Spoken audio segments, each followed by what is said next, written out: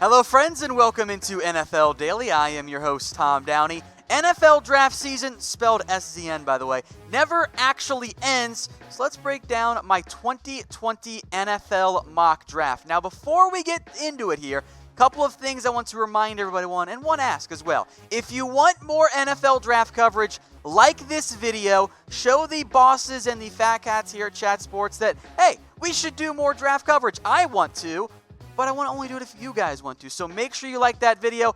Also, do not blame me and do not be upset. I do not want to see comments saying, why is team drafting so high? This draft order is based on the current NFL draft order if the season ended today. So you can't blame me if your team is drafting too high. Although, if you're happy with where your team is drafting in the back half of the first round, you're welcome. I take full credit. It's just what I do. I make you guys happy.